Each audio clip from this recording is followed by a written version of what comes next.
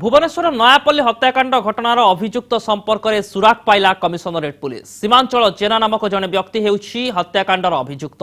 পূর্ব শত্রুতাকে কেন্দ্র করে এই হত্যাকাণ্ড হইতিবা সূচনা দেইছি পুলিশ।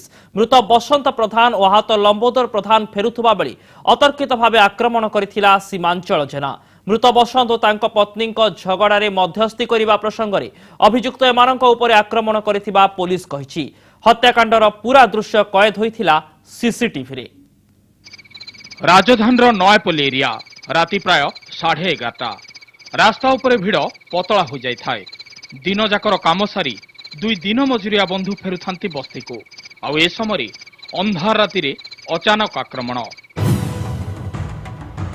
देखंतु मर्डर लाइफ काठ फाड़िया रे चोट परे चोट शक्त चोट मुंड को बाजिबा परे टली पड़ुछंती दुई युवक आउ आखि पुछिलाके अंतर्ध्यान हो जाउछि दुर्बृत्त। पुणी थरे देखंतु से नृशंसतार किछि सेकेंड को।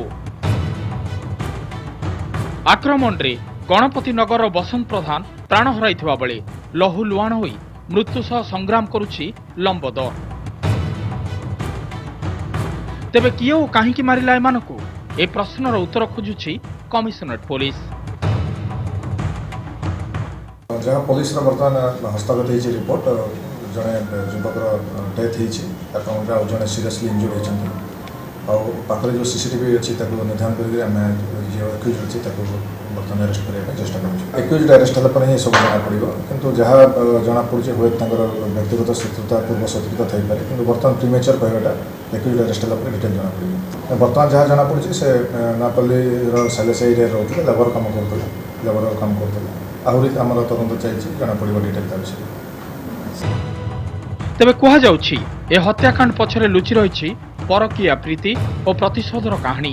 तेणु ଏହା ଉପରେ फोकस करुछि कमिशनरेट पुलिस रो तदंत। भुवनेश्वर लक्ष्मीधर राणा और देवाशीष सासमल को रिपोर्ट कनक न्यूज।